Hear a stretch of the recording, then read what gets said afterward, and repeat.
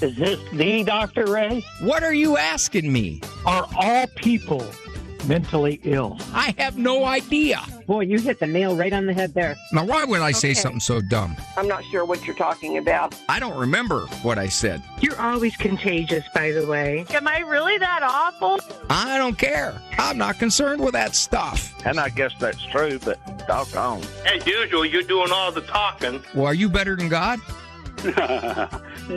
No way. I'm going to give you some bad news. You got a problem. I just wanted to call and get some wise advice, hopefully. Now, from the studios of Living Bread Radio Network in Canton, Ohio, the hometown of Mother Angelica, here's Dr. Ray. One of the problems I've had in doing this program is that I'm Italian. I'm 100% Italian. When I talk to you, you can't see it, but my hands are all over the place, all kinds of gestures. Yesterday, doing the program, I knocked over my Diet Cherry Coke. I knocked some papers on the floor. I hit the mic. Listen, see? I hit the microphone like that. So I went to my doctor. I think we're gonna cure the problem. He gave me some medication. He did. It's to basically, tampen down the wild gesticulations that we Italians do with our hands. Yeah, it's, let me look at the bottle here, what it says here. Amoxicillin. Yeah, it seems to be working so far. Well, we'll find out. But at this point, welcome to the program. I'm Dr. Ray Guarendi. The Doctor is In is the name of the program. 1 o'clock every day of the week, Monday through Friday, co-production of the EWTN Global Catholic Radio Network and Ave Maria Radio Communications. Production crew down there in, it's up there in Ann Arbor from where I am, is Andrew Kruchek, producer man, board operator. I asked him, why are you board operator? He goes, because you're not very interesting. Oh, okay. All right. I don't know if that's how you spell it, but anyway. And Eric Dumont, our call screamer. So we have lines open for you. Delighted to hear from you. If you have a question about something going on in your life, a question about somebody in your life, circumstances, question about something you don't understand about psychology or the intersection of faith and psychology or the culture as it influences you or it influences your kids or it assaults your deepest held beliefs. It really does a marvelous job at doing that. I don't think any culture has ever been so skilled. My wife and I, usually when we cuddle down on the recliner about 8 o'clock, 8:30 at night, and we're watching, we'll pick out some kind of series that we think would be entertaining but educational. And, of course, the instruction is in the commercials. And the commercials are absolutely relentless. They are so subtle in portraying what reality is supposed to be like, however they do it. And you don't notice it. I notice it because I'm hypersensitive to it, but most people would not notice it. They just see it. They reflect in the surveys that people take. And they ask people, what percentage of the population do you believe thinks this? What percentage of the population do you believe is this? And the folks answer, and their answers are way out of proportion to the reality. But it is the proportion that is relentlessly broadcast to them through commercials, through media, through the news, through the internet. It's relentless. It's incredible. But I digress.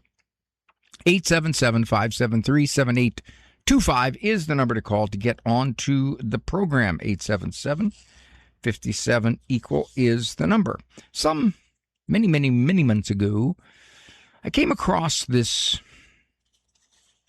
I guess it's just a little vignette by Max Stossel. Max Stossel is, I believe, a Christian writer. Two babies are in a womb.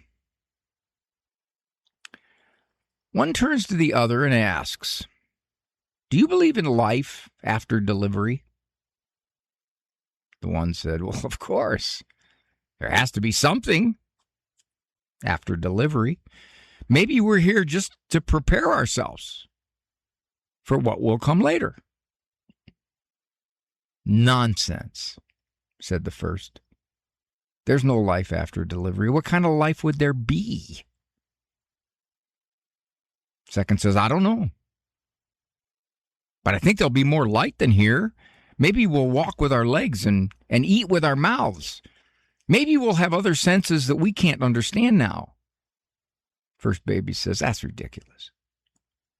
Walking is impossible. Eating with our mouths, that's absurd. The umbilical cord is what scientifically supplies nutrition and all that we need. But it's far too short.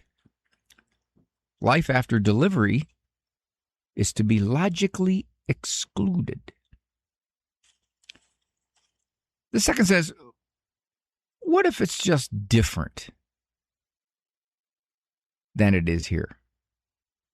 What if we don't need that physical cord anymore? Second says, okay, then tell me. If there's life after delivery, why hasn't anybody ever come back from there? Now, of course, I'm going to interject right here. If you're familiar with any of the near-death experiences, there's some pretty hard to understand and dismiss some of the experiences that people have had, knowing things they should absolutely not know as they've approached the curtain of death. Some high-level scientists have really looked into this, came away believers. That's an aside. Okay, back to the babies. After delivery, there's nothing but darkness and silence and oblivion, and it takes us nowhere. Second baby says, but we'll meet Mother, and she'll take care of us. The first says, Mother, you actually believe in Mother? If Mother exists, where is she now? And the second one says, well, she's all around us. We are of her. It's in her that we live. Without her, this world we're in would not and could not exist. First says, I don't see her. It's only logical she's not here. The second baby said, sometimes when you're in silence and you really listen, you can perceive her presence. You can hear her loving voice calling down from above. Well done, Max Stossel. Well done. Nice analogy. The older I get, and the more I'm fascinated by science, by biology, by the cosmos, the thing that absolutely stuns me is how indescribably intricate it is. And I'm coming up with a much, much greater respect for what I don't know. I think it's safe to say that what I know is an absolute minuscule fraction of what is. I got a mechanical pencil sitting in front of me here. Well, it's yellow.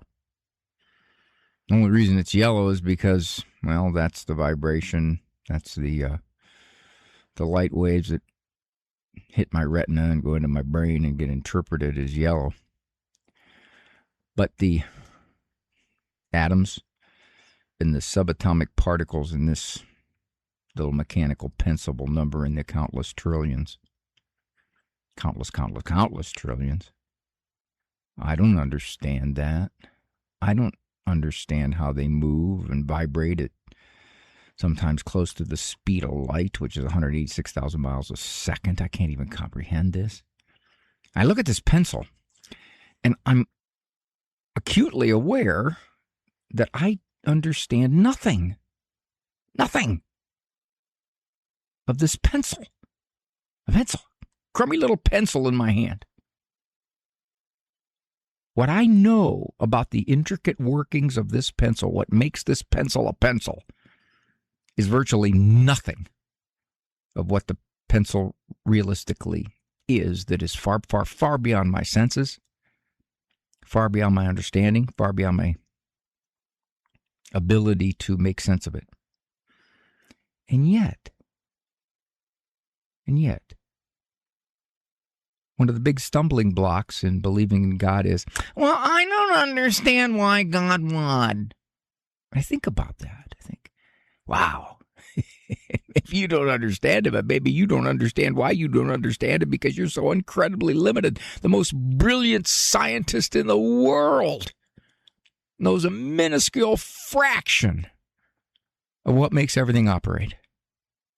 The most brilliant medical specialist, researcher, knows a minuscule fraction of how the brain works. So what, Dr. Ray? So they don't know it. So what?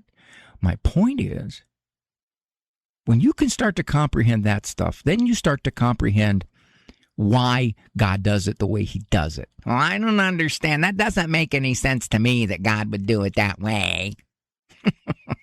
You're like a 2-year-old gone up to a PhD mathematician and gone, I don't get your proof. That proof doesn't make any sense to me.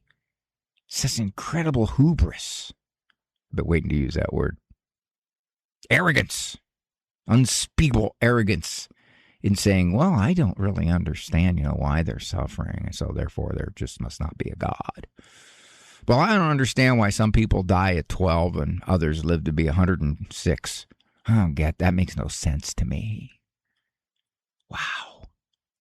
One thing I do know, I have to live in a lot of ignorance. But where there is ignorance, there has to be trust.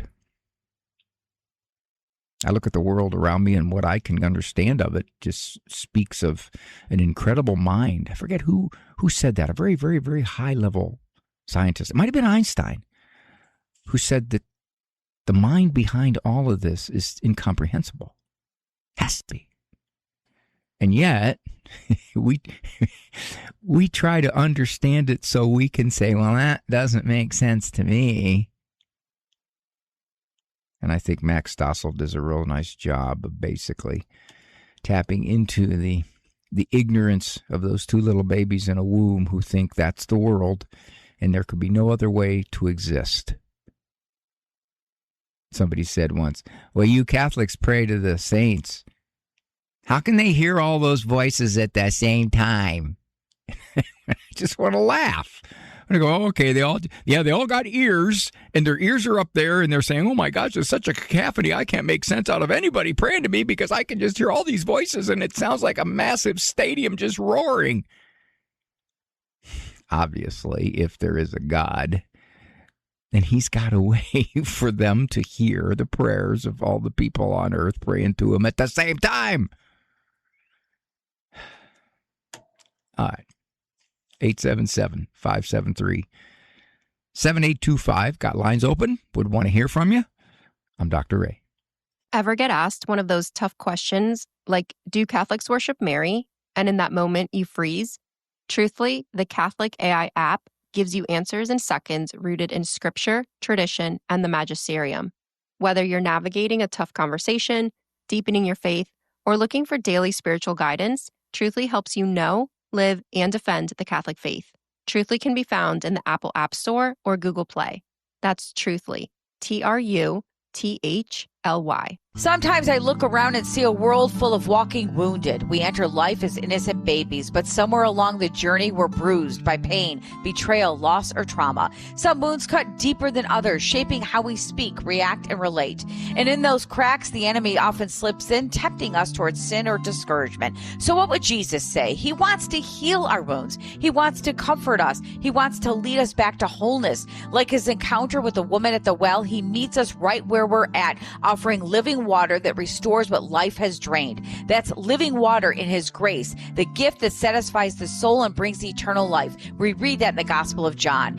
We are wounded, yes, but we are never abandoned. Healing begins the moment we let Christ step into the places we've tried to hide. So my coach's question is this: what wounded place in your heart is Jesus inviting you to bring into the light? This has been a Christ-Centered Communication Message. I'm Vanessa Den Hagarmo, a communications evangelist and host of Epiphany. Brought to you by the nonprofit Seton Home Study. Hi, everybody. Dr. Ray Guarendi here. You want to pass the Catholic faith on to your children? A very good way is to teach your children at home. You want to protect your kids from the toxic culture that surrounds us? Do you want to have a greater influence than what your kids are learning? Once more, a great way is to teach your children at home. No teacher is going to care about your kids as much as you do. Seton Home Study School is the best way to teach your children at home. Go to setonhome.org. setonhome.org.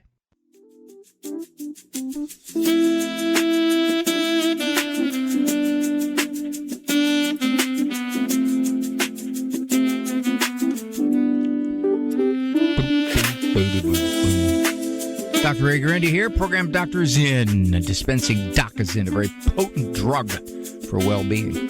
No known side effects. No known side effects. A little bit of a withdrawal problem if you stop listening to the program. There's slippage. There is emotional and cognitive slippage. Italy's Shrines and Wonders, Volume 2, Discovering Sacred Spaces and Fascinating Places in the Life of St. Francis of Assisi by Teresa Tamio, yeah. Written on the occasion of the Jubilee year, 800th anniversary of Francis's death. A lot of places, hillside town of Assisi, where Francis and St. Clare grew up. The mountaintop hermitage of, now, I'm going to pronounce this like my grandmother would pronounce it, Cacciari, where the friars retreated. San Damiano, rebuilt by St. Francis' own hand. Discovering Sacred Spaces and Fascinating Places in the Life of St. Francis of Assisi by Teresa Tamio. Now it's available. EWTNRC.com. That's right. 877-573-7825. You'd like to get in. The lines are now waiting for you to call. And you will talk to Eric Dumont, our call screamer, who is gentle and kind and sensitive and very soft-spoken. A complete counterpart to me. 877-57 equal. We will be heading in a couple of months, August 18th and 19th. We don't have the actual referral yet, but it should be coming any moment now. Down at the Quest in Atlanta. The Quest is a wonderful 50,000 watt station, big boomer there in Atlanta. I think Atlanta's got to be in the top 10 population markets for radio, U.S.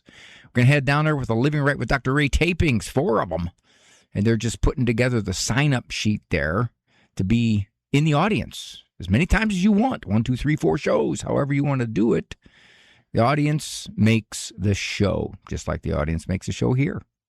Oh, yeah, I can talk for an hour. That's not a problem. I've frequently done that. Matter of fact, when I go do public speaking, go on for more than an hour. But short of that, here, you make the show. So the number is 877-57 equal. Now, there is a lower call volume in the summer. People are more out and about. They're not necessarily at home. They don't hunker down anywhere near as much. Could be in the car. And I would imagine that most people don't call from the car. They probably call from home. And then some of the states have rules regarding hands-free cell phone use, as does Ohio, just recently passed. So 877-57 equal. Piggyback a little bit more on my mind-numbing attempts to understand how things work. I used the analogy of this pencil. So let's say that I drop this pencil. I'm going to drop it from about, looks like about a foot above my notes here. I don't know if you heard it. I'll make the sound here. There. Why did that pencil fall? Well, Dr. Ray, gravity. That's cute. Yeah, you gave a name to it. So what is gravity? Well, it's the attraction between bodies. That pencil fell because the Earth is a massively large body that attracts that pencil. Okay, that's cute too. What is gravity? Why is there that attraction? Well, I really don't know. I really don't know why, Dr. Ray, but I'm sure there are those who can explain what it is about the charges and the molecules of and all of that, and the atoms that make up the molecules, and that they attract each other. Yeah, okay. You still haven't explained the attraction. Why do those molecules have that capacity? What is it? We don't know. It's a mystery. Doesn't matter that it's a mystery, Dr. Ray. It happens. You know, I've had discussions with friends who are semi-scientific. I mean, they revel in the fact that they're logical and scientific. And the real scientists will tell you the more scientifically understanding they get, the less they realize they know. That's the real scientists. The ones who are dabbling in science, who have small degrees or studied some basics of science, maybe believe in scientism, which is the belief that science is all there is. Science will explain everything at some point if we don't destroy ourselves first using science that we can't control. So that said, a friend said, well, it doesn't really matter that the odds of certain things happening in the universe are so minuscule, so tiny, small by chance, that they're virtually non-existent. Can't happen. There's things called the anthropic principles, which means that the pull of gravity has to be exactly what it is. If it just drifts the minuscule amount, either way, we cease to exist. Planets can't form. Or things like the expansion of the universe. That has to be just it's balanced on a razor's edge.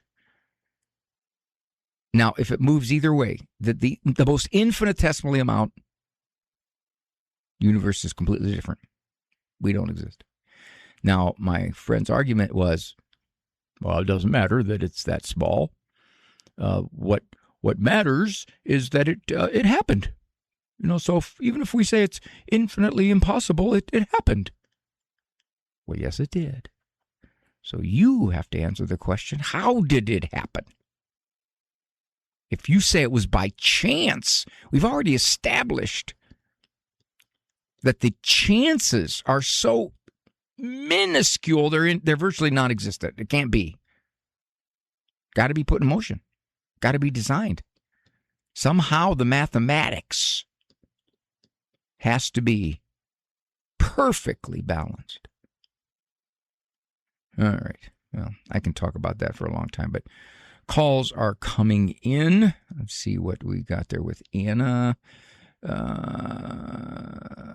Exhausted. I think that's the word you're looking for. Eric wakes up exhausted, not equated. Anna from Oregon, are you there, dear? Yes, I am. All right. How old is this young adult? She is 20 years old.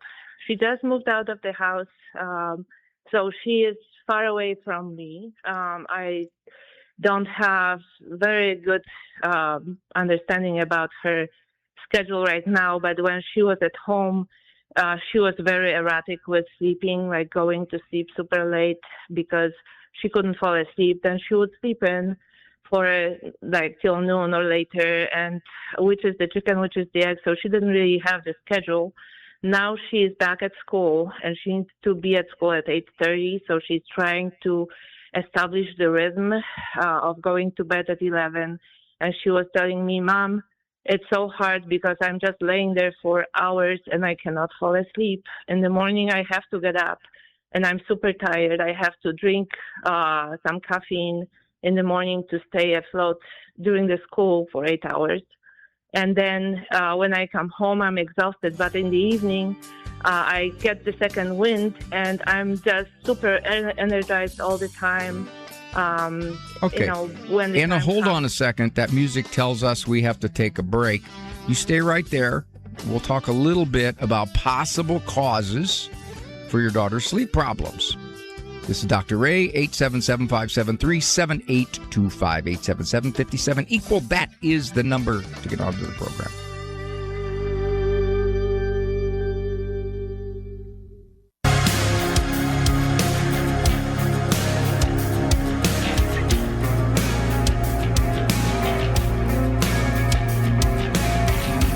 Thank you for joining me. Dr. Ray Guarendi here. Privileged to be part of the EWTN and Ave Maria Radio Cooperative Venture.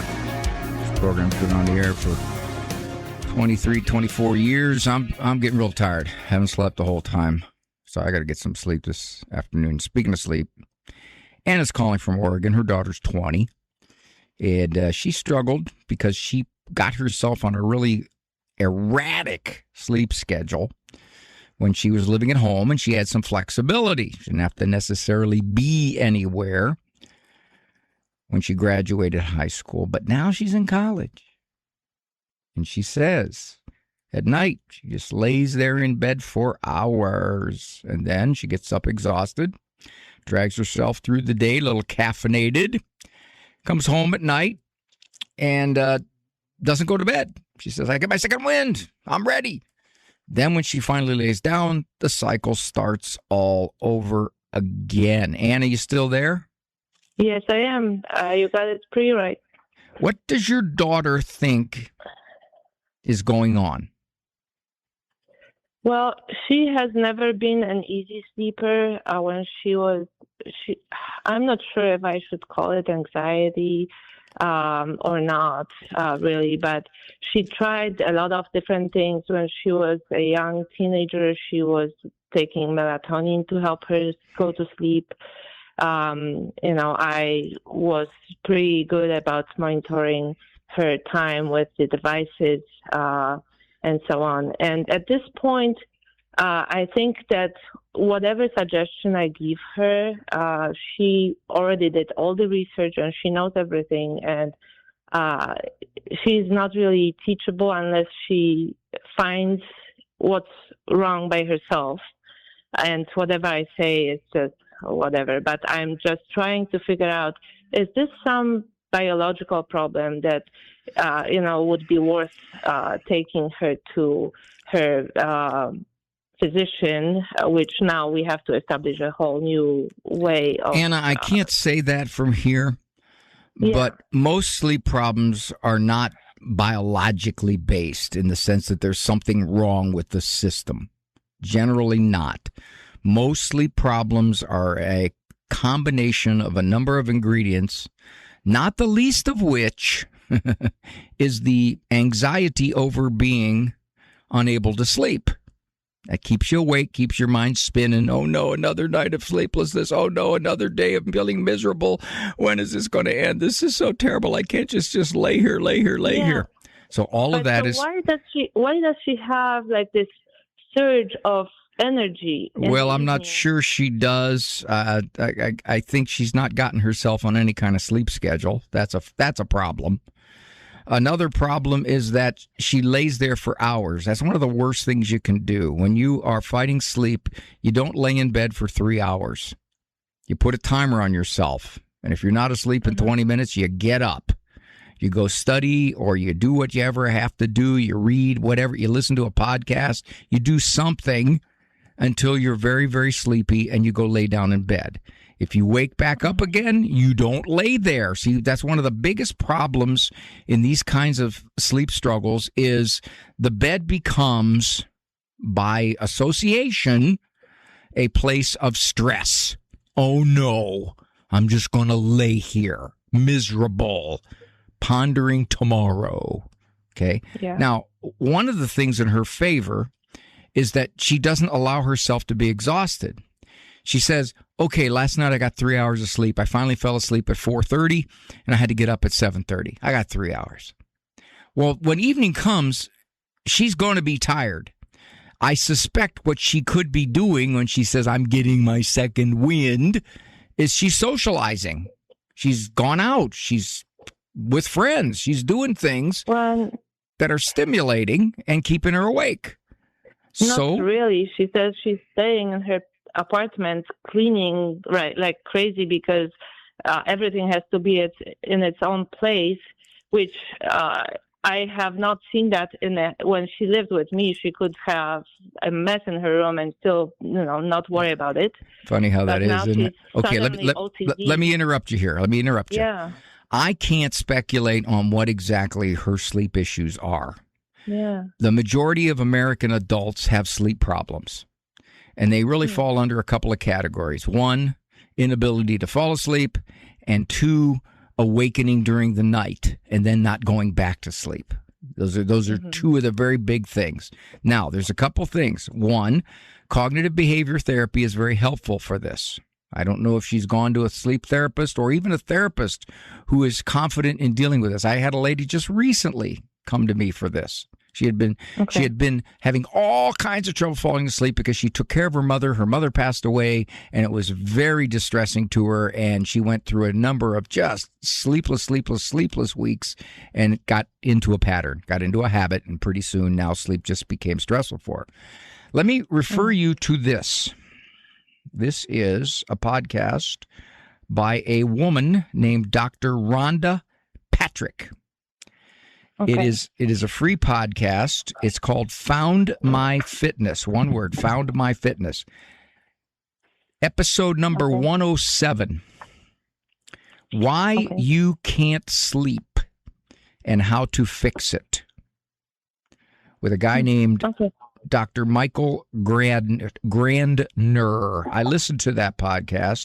He talks a lot about what it is that can really interfere with sleep, including morning light, caffeine, what can melatonin do, if anything, what kind of schedule, does stressing make insomnia worse, why, and he says here, why your bed should be reserved strictly for sleep. That means you don't lay there. Try too hard to sleep, that'll backfire on you. Phone, get on the phone, that'll hurt you. So let me see what else we got here. What's sleep apnea is sleep. Okay, so he goes through. It's an hour, and let me see how long this thing is. Okay, that's great. I'll look it up. Definitely. It's almost 3 hours long, and it goes all through it. It says, can you not fall asleep? Try this technique. A proven technique for deeper sleep. How to tell if you're sleeping enough. Do you really need 8 hours of sleep? Adjusting your routine. So he talks about all that stuff. So it's very, very, very, very helpful. Found My Fitness is the name of the podcast. Episode number 107. All right, dear? Great. Thank you so much. You've been helping me over the years. I keep listening to you. I keep you awake, or do I make you fall asleep? No, well, you helped me with that girl, definitely, because she's not an easy one to raise. Okay. Thank you, dear. I'll talk to you. So much. All right. 877-573-7825. Did you notice Hannah just kind of snuck that in there? She wasn't easy to raise. So it's not unusual, for example, if this young lady had a number of either behavioral or emotional matters that frustrated mom, that wouldn't be unusual that some of that would spill over into adulthood and manifest itself in other ways. For example, the sleep problems wouldn't necessarily be isolated to sleep.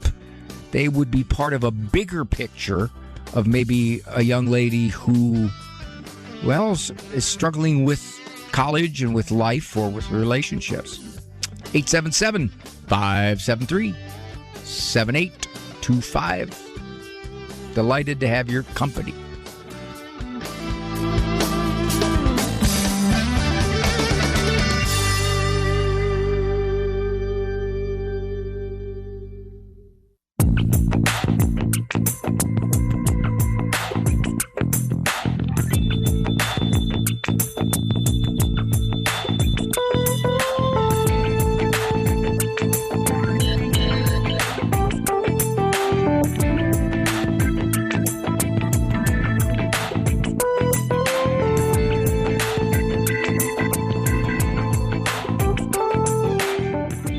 Thank you for joining me. Dr. Ray Guarendi here.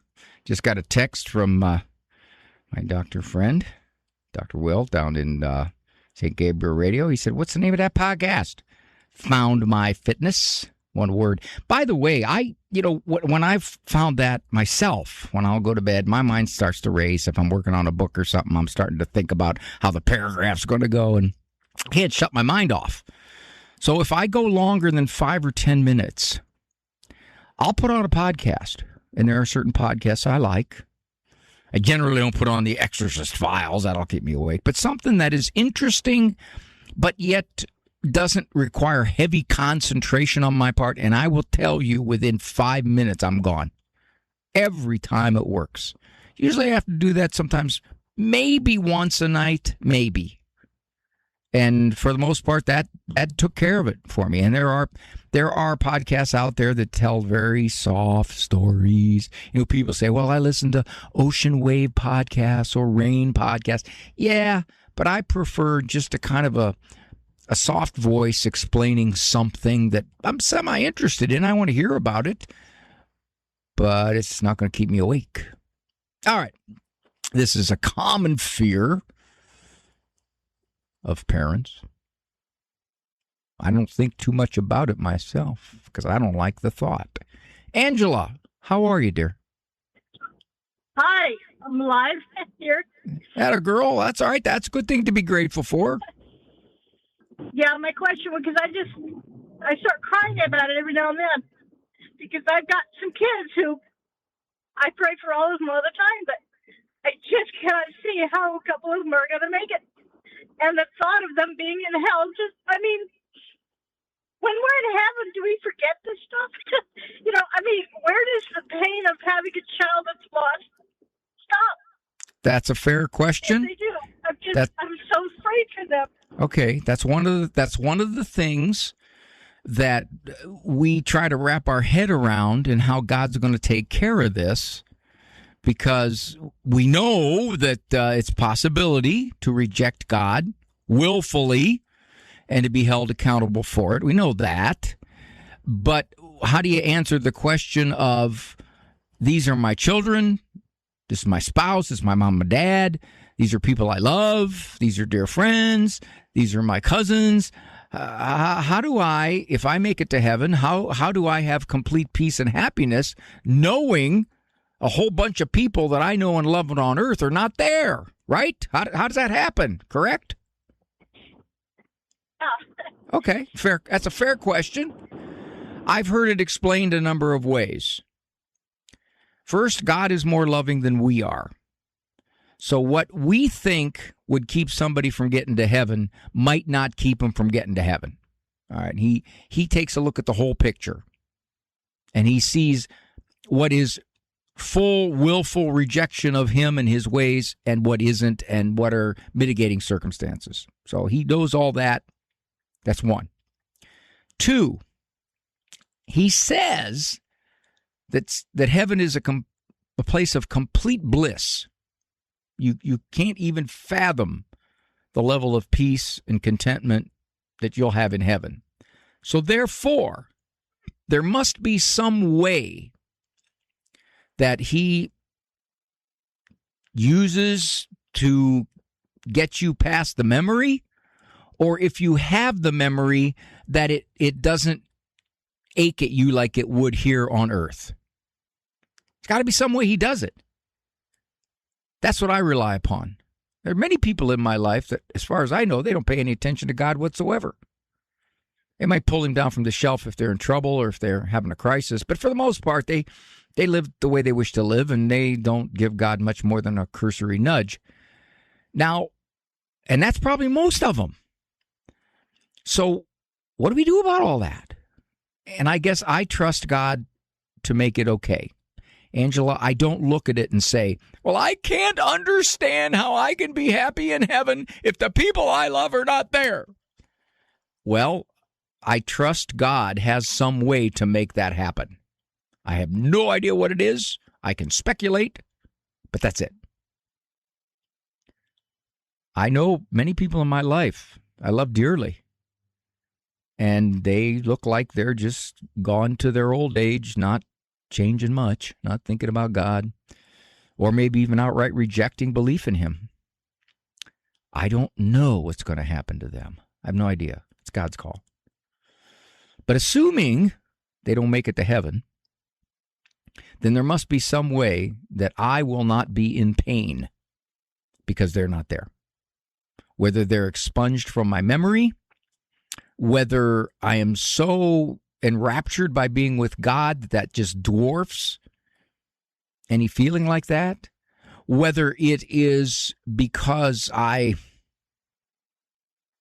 trust in him to make it all right, I don't know. But I do trust that there's some way he has that I have no idea about that would take care of this problem. And you got to trust that too, Angela. You cannot be miserable here on earth saying, I'll never, ever, ever be happy in heaven if my kids are not there, my loved ones are not there. You got to trust God when he says you will be happy. I'll make it so. All right. Ponder that. Ponder that, my dear. Ponder it. All right. Anybody named Angela, you got to step closer to heaven just by being named Angela. You know, it's a good name. It's not Conan, you know. It's not Blaze. Thanks for the call, Angela. This is Dr. Ray.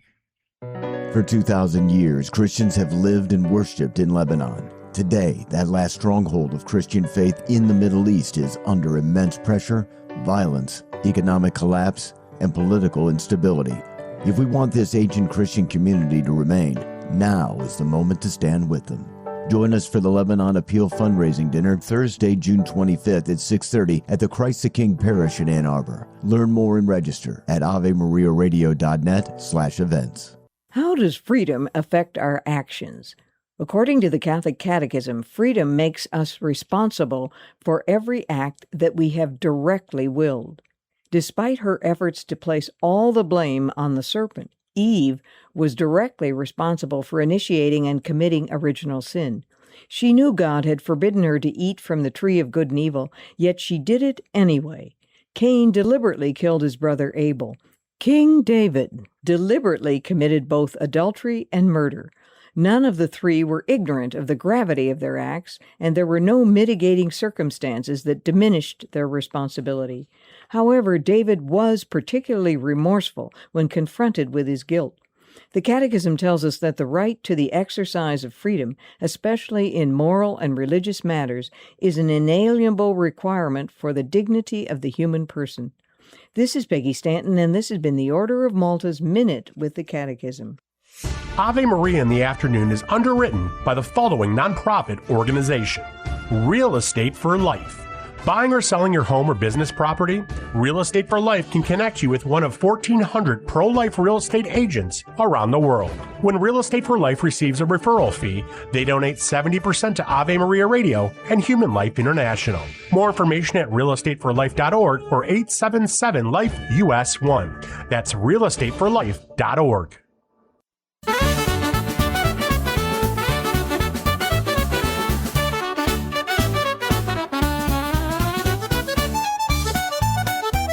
Got a caller, Indy, North Dakota. He said he wanted to add that melatonin, not necessarily good for trying to get to sleep.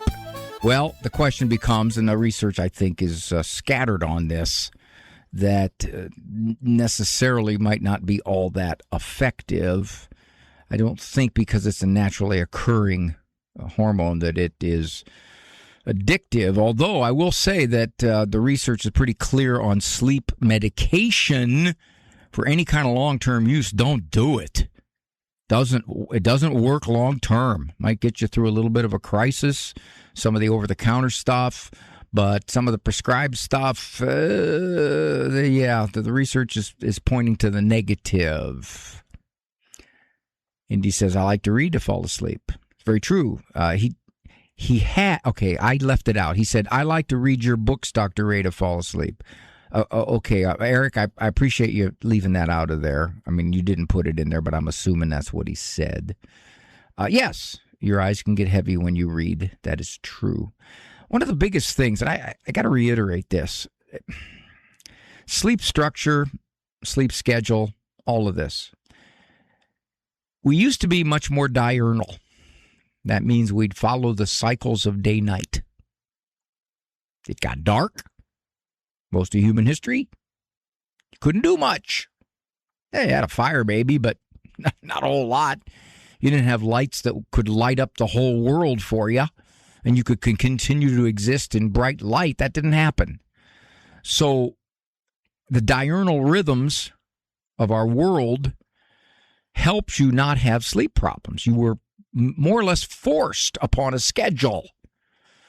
Well, we don't have to do that anymore. We can light up our whole house. We can light up our whole city. We can light up everything. So because of that, it's easy to adjust these cycles. And what can happen is that you develop an erratic schedule. Once you become fearful of sleep, insomnia, or its erratic nature, now you exaggerate the problem.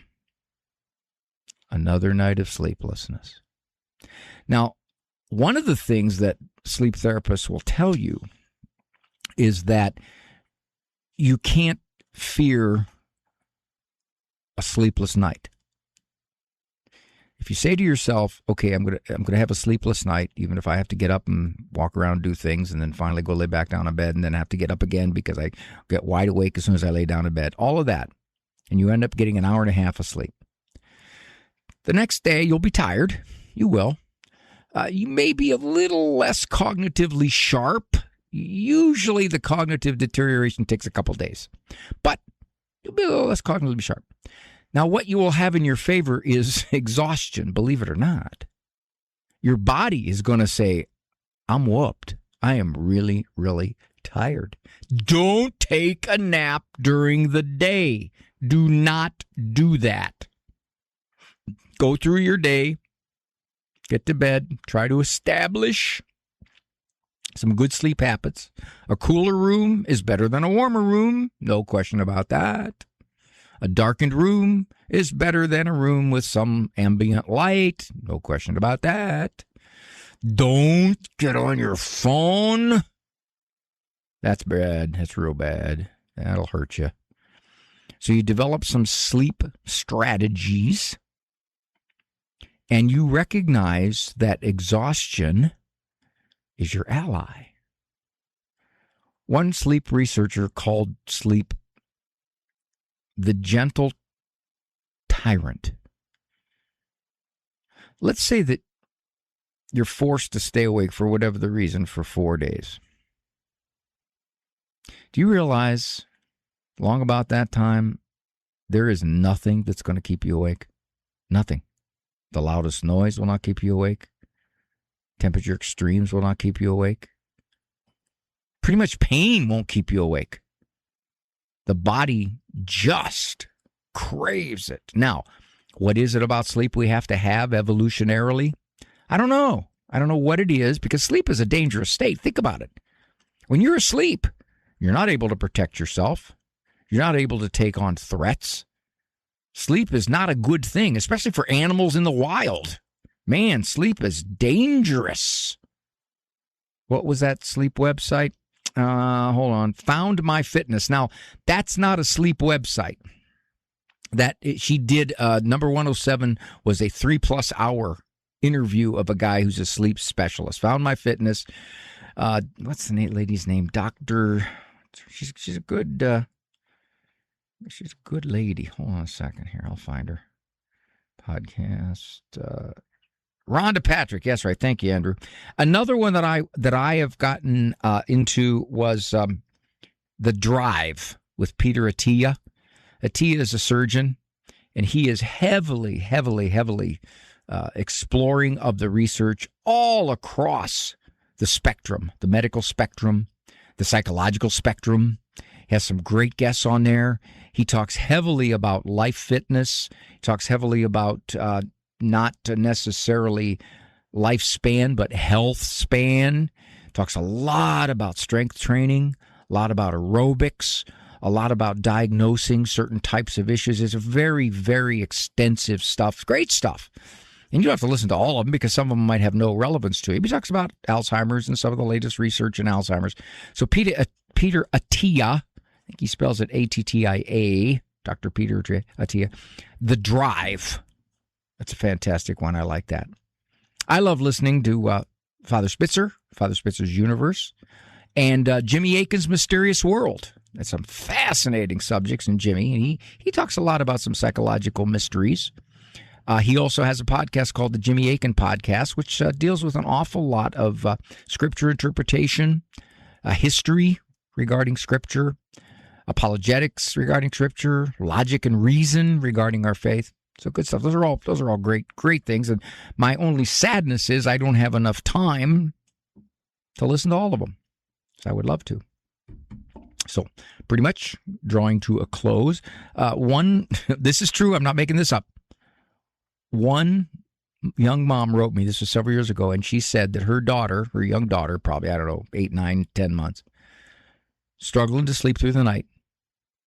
She put my old radio programs up from the website at Ave Maria, where they have the radio archives. And she said, and she was not lying, she said, it really took care of my daughter's sleep problems. I wrote back, I said, glad to be helpful. Thank you for joining me here on The Doctor Is In. Once again, we're going to be heading down to Atlanta, The Quest. I'll have more details on that and how you sign up, those of you down that area way. Thanks, Andrew Kruchek, producer man, Eric Dumont, call Screamer Man, and your calls. You make the show a delight. Walk with God. He'll take care of it, Angela. He will fix it, so we're not despairing. For information on Dr. Ray's presentations, books, and CDs, visit drray.com and follow him on Facebook and Instagram. The Doctor Is In is a co-production of Ave Maria Radio and EWTN Radio and carried across the EWTN Global Catholic Radio Network.